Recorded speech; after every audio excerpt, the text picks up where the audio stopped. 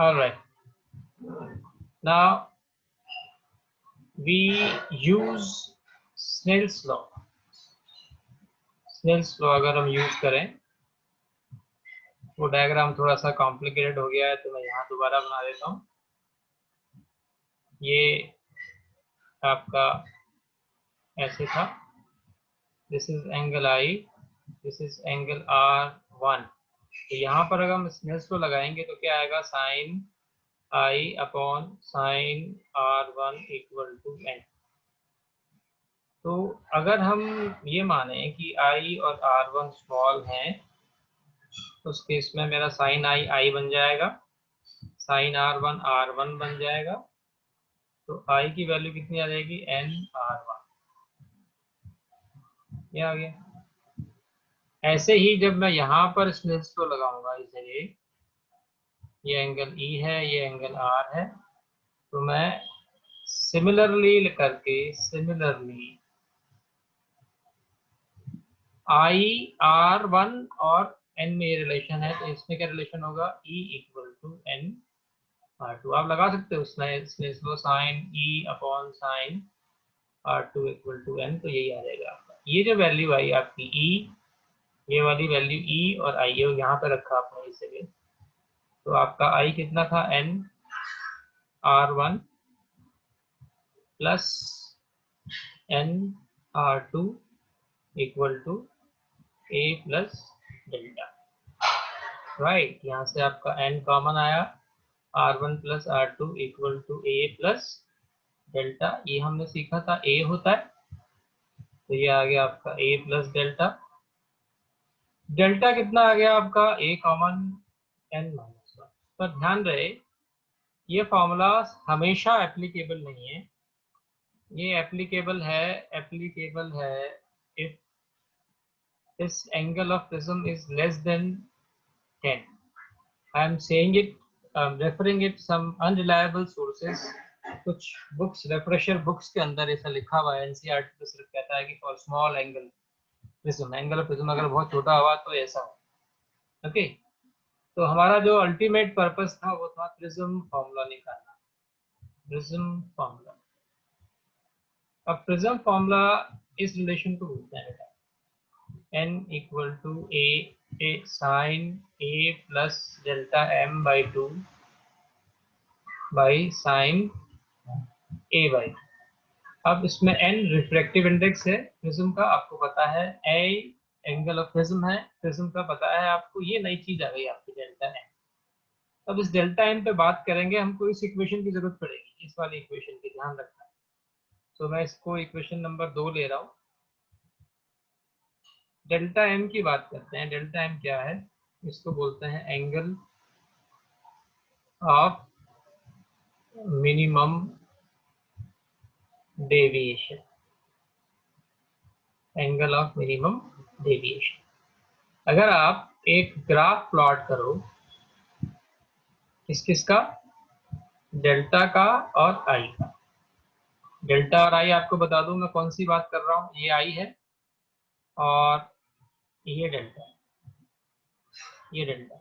इस आई और इस डेल्टा की अगर आप बात करो तो आप एक ग्राफ प्लॉट करोगे, ये आपका प्रैक्टिकल भी है, एक्सपेरिमेंट भी है। ग्राफ कुछ इस तरीके से आ जाता है आपका। अब आप देखो, सीखने वाली बात यह है कि यहाँ पर ऐसे दो एंगल हैं, एक ये वाला और एक ये वाला। एंगल ऑफ इंसिडेंस की दो वैल्यू है I1 और I2, जिसपे डेल्टा की वैल्यू सेम है, एक ही वैल्यू है। तो इसको हम, एक को बोलते हैं एंगल ऑफ इंसिडेंस और इसको हम बोलते हैं एंगल ऑफ इमर्जेंस। जो I1 और I2 यहाँ पर मैं रेफर कर रहा हूँ, एक्चुअली में एक एंगल I है और एक एंगल E है। अगर आप थोड़ा और नीचे आओ, ऐसे नीचे आओ, तो देखो आप क्या हो रहा है आपका, कि आपका ये वाला I1 जिसको मैं I मान रहा हूँ और ये जो I2 जिसको मैं E मान रहा हूँ, ये पास पास आ रहे हैं। और यहाँ पर एक ऐसा पॉइंट आ गया कि ये दोनों एक ही वैल्यू आ गई। ये यहाँ थे पहले इस जगह, यहाँ पर थे, यहाँ से ये यहाँ है, यहाँ से यहाँ है। अब ये धीरे धीरे कहाँ बढ़ रहा है, यहाँ पे आके ये कोइंसाइड कर रहे हैं। तो इस वाले एंगल पर जब आपको सिर्फ एक ही आई दिखाई दे रहा है, ये आई एक ही है, इसका मतलब है कि इस पॉइंट पर आपका आई और ई क्या हो गया, सेम हो गया। जब आपका आई और ई सेम हो जाता है तो आपका एंगल ऑफ डेविएशन देखो ये क्या हो गया, डेल्टा एम मिनिमम हो जाता है। So angle of minimum deviation क्या हुआ, ये हुआ angle of deviation, angle of deviation when angle of incidence is equal to angle of emergence. और इसको कैसे लिख सकते हैं, इसको ऐसे भी लिख सकते हैं, इंसिडेंट रे एंड इमर्जेंट रे, incident ray and emergent rays becomes parallel, becomes symmetrical with respect to base। क्या मतलब हुआ इसका कि ये प्रिज्म है, ये प्रिज्म है, ये आपकी इंसिडेंट रे आई और इतने ही एंगल पे यहाँ से ये बाहर निकल गई, इतना ये वाला एंगल सिमेट्रिकल है, इसके रिस्पेक्ट में सिमेट्रिकल है। तो ये जो लाइट रे होती है ये वाली रिफ्लेक्टेड, ये बेस के पैरेलल हो जाती है, this light becomes parallel to the base. तो एंगल ऑफ डेविएशन जब मिनिमम होता है तो एंगल आई और ई बराबर हो जाते हैं। इसको हम ऐसे भी देखते हैं कि ये वाली रे और ये वाली रे इसके रिस्पेक्ट में, बेस के रिस्पेक्ट में सिमेट्रिकल हो गए। और तीसरी बात मैं जो मैंने बोली थी लिख देता हूँ कि रिफ्रैक्टेड रे, तो ध्यान रखना, रिफ्रैक्टेड रे बिकम्स पैरेलल टू बेस। तो ये जो एंगल होगा, ये वाला एंगल, ये वाला डेल्टा के इक्वल हो जाएगा, डेल्टा एन के। अब इसको आगे बढ़ाते हैं, हम इसको यूज करते हैं और यहां से इसको I plus e equal to A plus delta m, when delta is equal to delta m तो आई इक्वल टू ई, उल्टा भी लिख सकते हैं।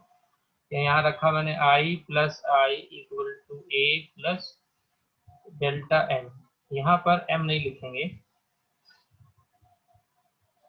ये एम नहीं है, ये डेल्टा को जब डेल्टा एम किया तो आई और ई की वैल्यू सेम हुई। तो यहाँ से आई की वैल्यू कितनी आ गई, A plus delta M by, right. एक और यूज कर रहे हैं यहाँ पर हम, A equal to R one plus R two. आपको मैंने पिछली स्लाइड में सिखाया था कि एन इक्वल टू क्या आया था आपका, आई इक्वल टू क्या आया था आपका, एन आर वन, और ई किसके इक्वल आया था, एन आर टू। अगर ये दोनों इक्वल हो गए, आई और ई इक्वल हो गए, जैसा कि मैं यहाँ लिख रहा हूँ आई और ई इक्वल हो गए, तो ये जब इक्वल हो गए तो आर वन और आर टू भी क्या जाएंगे, इक्वल हो जाएंगे। इसका मतलब ये है कि at delta equal to delta m, r one equal to r two equal to r, suppose करो आर, तो ए की वैल्यू कितनी हो गई, आर प्लस आर, तो यहाँ से आर की वैल्यू कितनी आ गई, ए बाई। तो अगर ये मेरा एंगल आई है, ये मेरा एंगल आई है और ये मेरा एंगल आर है, तो apply Snell's law, apply Snell's law, sine I upon sine R equal to N, I की ये वैल्यू, आर की ये वैल्यू रख दिया, sine A plus delta M by two by sine A by, this is the required prism formula. और इस प्रिज्म फॉर्मूले की एप्लीकेशन क्या है, इस प्रिज्म फार्मूले की एप्लीकेशन ये है कि हम इस फार्मूले से प्रिज्म की रिफ्रैक्टिव इंडेक्स निकाल सकते हैं। एक्सपेरिमेंटल जो हमारा है, प्रैक्टिकल जो है वो यही है, using this prism we can find the refractive index of the material of the prism. उसके लिए हमको सिर्फ डेल्टा एम निकालना होता है, ए की वैल्यू हम वैसे ही बना सकते हैं इसको ट्रेस करके। जनरली हमारे प्रिज्म जो होते हैं वो इक्विलैटरल होते हैं, तो हमारा पर्पस सिर्फ ये रहता है कि हम डेल्टा एम निकाल लें। डेल्टा एम निकालने के लिए हमको एक ग्राफ बनाना होता है, और ग्राफ बनाने के लिए हमको डिफरेंट वैल्यूज ऑफ आई और corresponding value of delta measure करनी होती है, उससे ग्राफ बन जाता है। जिस पॉइंट पर ग्राफ ये बॉटम टच करता है यहाँ पर, वो हमारा डेल्टा एम होता है। डेल्टा एम को यहाँ से उठा के इस फॉर्मूले में रखो, ए की वैल्यू 60 डिग्री अगर इक्विलैटरल प्रिज्म है यहाँ रखो, तो उसका सॉल्व करने पर आपको क्या मिल जाता है, रिफ्रैक्टिव इंडेक्स। ओके, कुछ ऐसा भी होता है कि हॉलो प्रिज्म होते हैं, ये आपका प्रोजेक्ट है, बहुत सारे बच्चे प्रोजेक्ट बनाते हैं। हॉलो प्रिज्म के अंदर आपको पानी डाल दिया आपने, ट्रांसपेरेंट लिक्विड है, पानी का प्रिज्म बन गया। आपने उसमें केरोसिन ऑयल डाल दिया तो केरोसिन ऑयल का प्रिज्म बन गया। आपने उसमें ग्लिसरॉल डाल दी तो ग्लिसरॉल का प्रिज्म बन गया। तो आप पानी की, आप वाटर की, आप केरोसिन ऑयल की, आप ग्लिसरॉल की रिफ्रैक्टिव इंडेक्स निकाल सकते हो using this prism formula, right? Okay, अब हम अगर ये कहें कि चलो ये हमने इसमें कवर कर ही लिया था,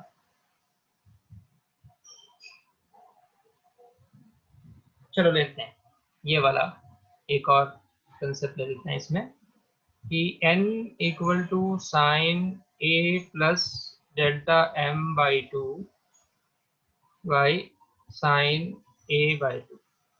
अगर हम बोलें कि ये वाला एंगल बहुत छोटा है, पता है आपको ना, साइन थीटा अगर बहुत छोटा हो तो क्या हो जाता है, थीटा। अगर ये बहुत छोटा है, बहुत छोटा ये वाला, और ये वाला भी बहुत छोटा है अगर, तो ये साइन थीटा क्या बन जाएगा, थीटा यहाँ रख दो, तो n आ गया आपका a plus delta m by 2 a by 2, sine हट गया आपका, तो यहाँ से आपका 2 से 2 कैंसिल हो गया, n A equal to A plus delta M.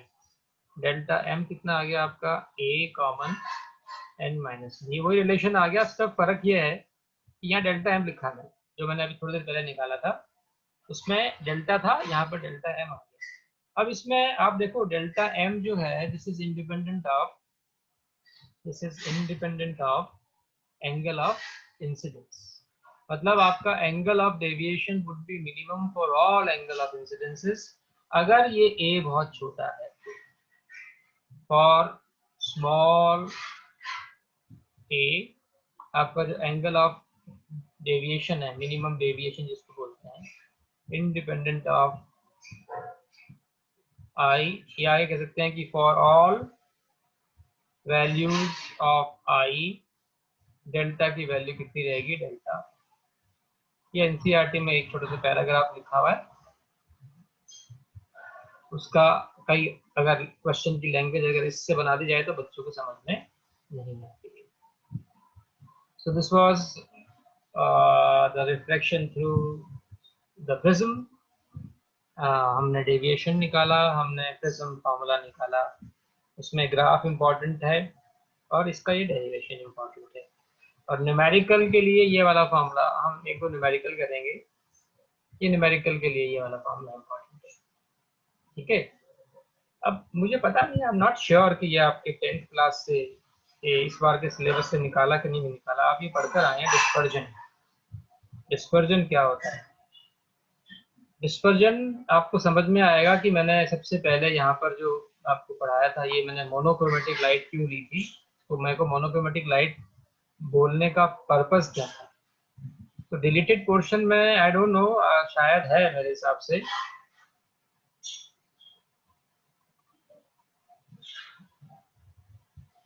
That is fine. ये स्पेशल केस है विशेष, this is a special case, this is not a regular case, this is a special case when A is very small. Thin prism भी होते हैं, thin prism, उसके लिए हमने इसको ऐसा किया, दैट इज ऑल, और कुछ नहीं। रेगुलर के लिए बेटा ये एप्लीकेबल नहीं है, not applicable for regular prism.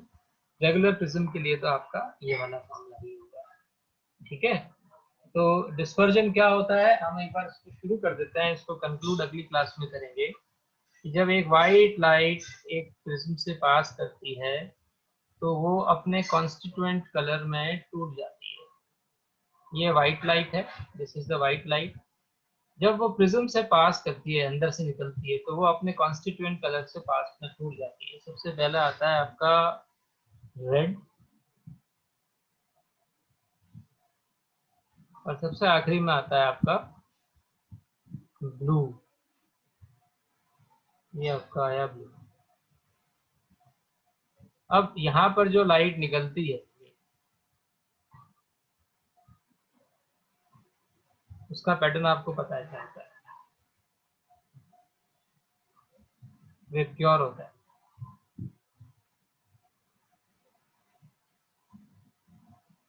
वेबक्योर यहाँ पर लाइट अपने 7 कॉन्स्टिट्यूएंट कलर में ब्रेक हो गई। इसमें मेरे पास विबग्योर का ऑप्शन है, इंडिगो ले लें इसको।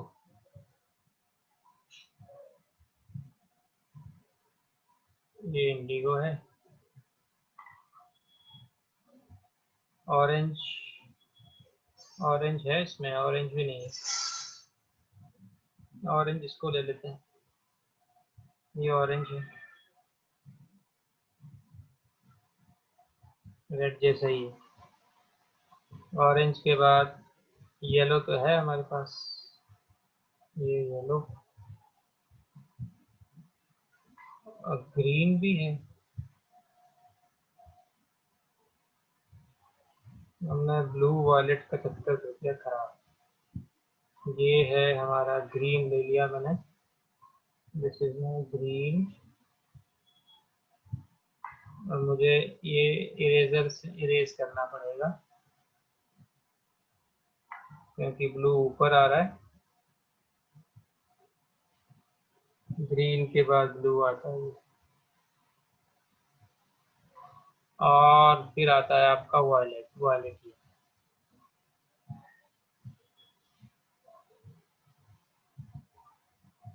ये स्पेक्ट्रम बन गया आपका, स्पेक्ट्रम।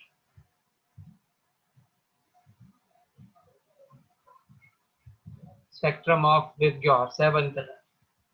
जब लाइट ऐसा होता है कि प्रिज्म से वाइट लाइट, ये वाइट लाइट आप देख ही सकते हैं, वाइट लाइट का मतलब यही होता है कि उसमें सारे कलर हैं,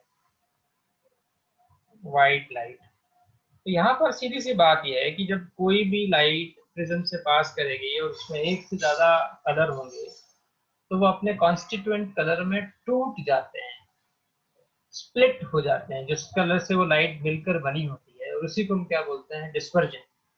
अब हमारा सवाल ये होगा अगली क्लास में कि इस डिस्पर्जन की वजह क्या है, what is the cause of dispersion. Cause of dispersion ये ग्लास स्लैब में क्यों नहीं होता, why not take place in glass slab, ये हम डिस्कस करेंगे अगली क्लास में। अगर किसी को कोई डाउट है तो उससे पूछ सकता है।